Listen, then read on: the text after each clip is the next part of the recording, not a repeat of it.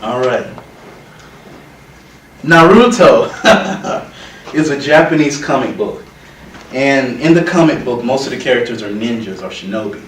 Well, one of the students was caught into a simple bait trap, and as he hang upside down from a tree, his master came by. His master said, a shinobi must be able to see what's underneath the underneath. Seeing what lies beneath the surface is something we all do every day.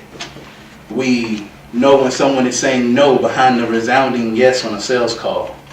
We know how to tell that someone isn't being honest when they give us a Cheshire smile. The Bible lends itself to opportunities to seeing underneath the underneath. There is a scripture that says to turn the other cheek. Well, historically, Roman soldiers walked around with swords in their hands. And for the people they oppressed, whenever they got out of line, they would slap them in the face. To turn the other cheek was to say, it's what I've done deserving of death.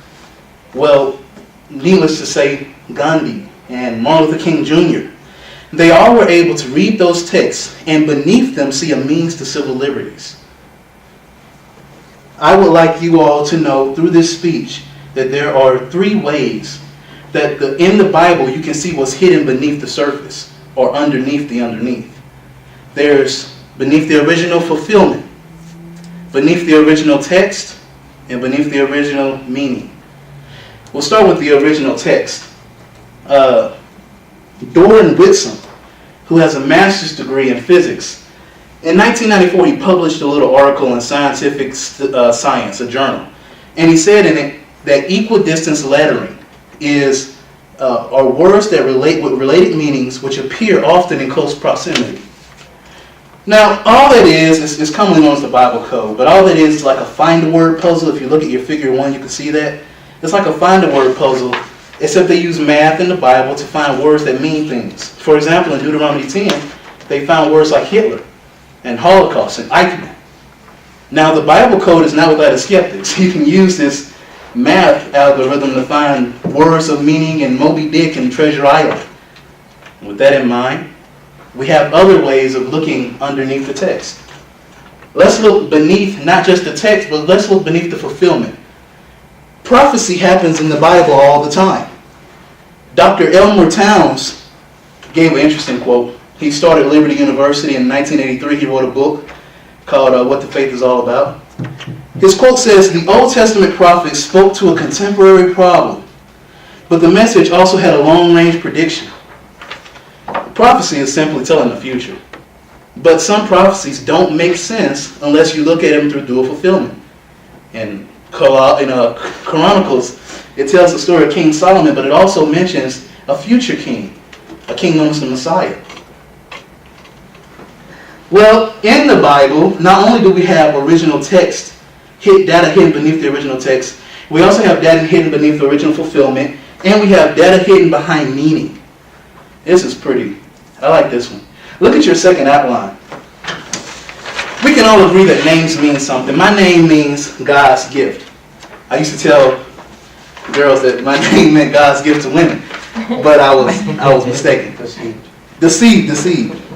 But we look at the Genesis chapter 5 and we see names, a genealogy. Adam means man. Seth means appointed.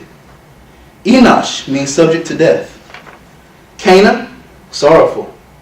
Mahalalel, from the presence of God. Jared, one comes down. Enoch, dedicated. Methuselah, dying he shall sin. Lamech, poor and lowly. Noah, rest and comfort. If we put this together with a little more lucidness, we come up with a very cool statement at the back of the page. You can actually read it with me. It says, man appointed, subject to death, sorrowful. From the presence of God, one comes down dying. He shall send to the poor and lowly, rest and comfort. In the Christian stories, that will relate to Christ. And here we have the gospel story in Genesis chapter 5 for your reading enjoyment. In conclusion, I would like to remind you that Bible reading for simple devotions is actually very meaningful and fulfilling. I've been reading the Bible and studying it and teaching it for 10 years. And I have never had a time where I read this text and not got something from it. This picture here, I like it. It's not the best picture. My wife asked me why it's my favorite. It's not the best picture or the best frame. But in it, I have love notes that she's written me. Some of them very old, actually the first love note she ever gave me.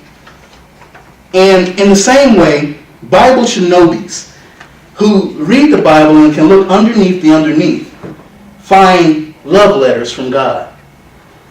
They find hidden data beneath the original text, beneath the original fulfillment, and beneath the original meaning. I want to encourage you all to have good Bible reading experiences. Thank you.